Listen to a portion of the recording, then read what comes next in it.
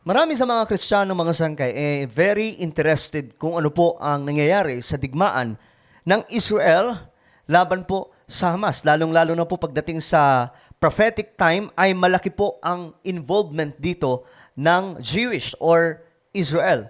Subalit mga sangkay, ang pinakagusto kong malaman talaga kung ano po ang mga testimony ng mga sundalo. May mga milagro bang ginagawa ang ating Panginoong Diyos sa bayan niya doon sa Israel na humaharap po ngayon sa digmaan? Yan po ang ating aalamin at pag-uusapan ngayon. Ano nga ba ang mga testimony nila?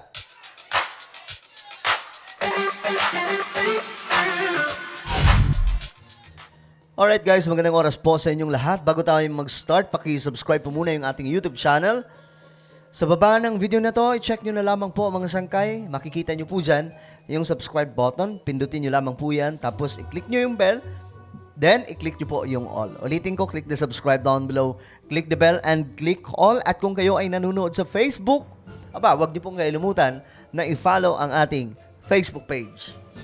So, ito, interesting mga sangkay na topic ito ngayon, no? Dahil alam ko, bilang isang Kristiyano, no, marami sa atin malapit po talaga yung loob pagdating po sa Jewish o mga Israelita.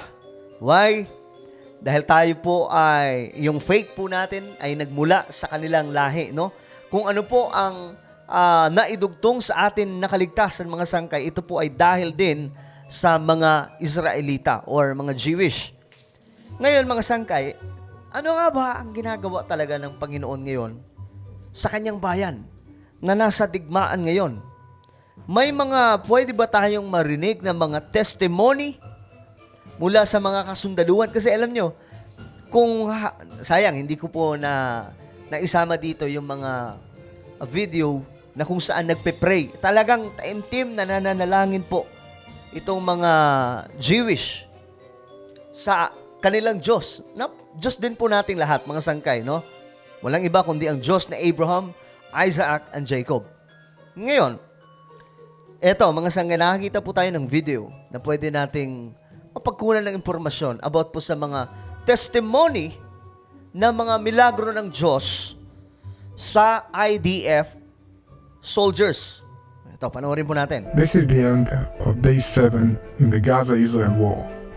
And I wanted to share with you that today I feel really blessed and at peace. These are two feelings that I never thought I would feel during a war. So let me start by reading a Bible verse that I received from someone who is praying for the peace of Israel and for me personally. She said she received it and she wanted to share it with me. Okay. Ito palang mga sangkay, makikita na po natin kung ano ang totoo. Kasi may mga nagpapahalat po ng mga balita na ito, mga Jewish daw, hindi humahawak yan ng Biblia, hindi daw po yan naniniwala sa mga, kung ano man ang encouragement mula po sa mga Kristiyano. But, look at, mga sangkay, tingnan nyo, isa pong Hudyo na sundalo na nabigyan po ng Biblia. At dito mga sangkay, meron po siyang binasa. Panoorin po natin. The Lord bless you and keep you. The Lord make his face shine on you and be gracious to you. The Lord turn his face towards you and give you peace. Let me share two things that happened to me today that made me feel like someone upstairs really cares about me.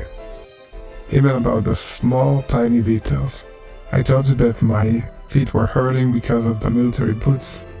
Grabe. Masakit na po yung kanyang paa, mga sangkay, dahil nga po sa kasuutan ng isang sundalo. No? At hindi po basta-basta yan. Mga sundalo lamang po ang makakaintindi niyan kung gaano kabigat yung suot nila. At dito, yung kanyang paa daw, mga sangkay, nasasaktan na. So today I got through a friend new shoes that are super comfortable, exactly my size. The second thing is actually pretty big.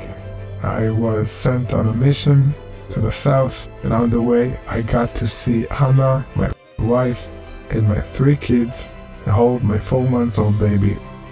So that's like really amazing. That was an amazing feeling of joy and gives me energy, you know. to keep going. And of course, it's super hard to leave them and then come back to the base. But I wanted to share with you that God cares about the small things that you're going through. And He watches you and He knows what you need. And He knows how to encourage you. So know that you have a Father that loves you. Okay, napakagandang message na yan mga sangkay. Small miracles, no? Na hindi po minsan na-appreciate ng tao. Ayon sa kanya mga sangkay, na-assign po siya on a mission going to south, doon po sa Gaza. At ayun mga sangkay, dito sa kanyang mission, nakita niya po yung kanyang pamilya, no? Nakausap. At yung mga bagay na yan, mga sangkay, ang akala lamang po natin na maliit na bagay na akala natin hindi kumikilos ang Panginoon. Pero sa mga maliliit na bagay, kapag na-appreciate po natin yan, mga sangkay, nagiging na-realize po natin kung gaano po kadakila ang ating Diyos. Especially dito mga sangkay sa mga kasundaluhan ng Israel. I know, maliban dyan sa mga sinasabing small miracles. Imaginin mo, papunta po siya sa isang misyon, hindi niya akalain na makita niya po ang kanyang pamilya. At ito mga sangkay, sabi niya, nagbigay po sa kanya ng lakas ng loob ito sa laban. Dahil alam nyo, hindi po basta-basta ang kinakaharap ng Israel sa panahon natin ngayon. Unang-una, maliban po sa, syempre, kalaban po nila ang Hamas, nasa digmaan po talaga sila. Yung realidad na face-to-face, nangyayari po yung talagang paulanan po ng rocket. Diba? And anytime, pwede po silang masawi sa digmaan. Pero kumikilos po ang ating Panginoon na hindi po nila akalain na mangyayari ito. Alam nyo, ang dami pong testimony dyan, mga sangkay, na yung mga sundalo ng IDF or Israel, pinroteksyonan ng ating Panginoong Diyos. Why? Because they believe that their God is the God of Abraham, Isaac, and Jacob. And the same God that we are serving. Diba? Mga sangkay? So dito, I'm sure, aalamin pa po natin yung marami pang mga testimony. Okay? Marami pang mga testimony tungkol po dito sa mga Israelita na nasa digmaan. Dahil for sure, mga sangkay, bagamat hindi po nila sinasabi ng iba dyan na itong mga Hudyo ay ang sasama kasi hindi nila tinanggap si Jesus Christ. Well, kamangmangan po yan mga sangkay. Hindi po nila kasi alam yung propesiya sa Biblia dahil hindi po sila nagbabasa ng Biblia. Okay? Hindi po iniwan ng Diyos ang mga Hudyo. Babalikan at babalikan pa rin po sila. At ngayon, majority sa kanila bulag sa katotohanan na ang Messiah at talagang si Jesus Christ. Pero may ilan na rin po sa kanila ang gising na po sa katotohanan na ang Messiah ay dumating na sa kanilang bayan. Walang iba kundi ang ating Panginoong Jesus. So, itong nangyayari ngayon sa Israel, mga sangkay, may mga baon po itong magagandang testimony. Yung mga mga sangkay, yung mga, let's say, mga maliliit lamang po ng mga testimony. Pero, malaki po ang nagiging, yung epekto po sa kanila, mga sangkay, dahil nga po, nagkakaroon po sila ng kalakasan sa gitna po ng digmaan na ito. Hindi po biro yan. Maliban kasi sa Hamas, ang kalaban nila sa frontline, ang isa po sa masakit, sila na po ang inatake. Pero marami po ang naluloko ng Hamas. Napapaniwala at sinusuportahan po ang Hamas. Diba mga sanggay? But I believe tayo dito sa Pilipinas, tayong mga Kristiyano, alam po natin ang totoo. Okay? Alam po natin kung sino ang mga Hudyo, itong mga Israelita. At sabi ng Biblia, mga sangkay, na kung sino ang nagbe-bless, sino man ang mag-bless sa kanyang bayan ay pagpapalain din ng ating Panginoon.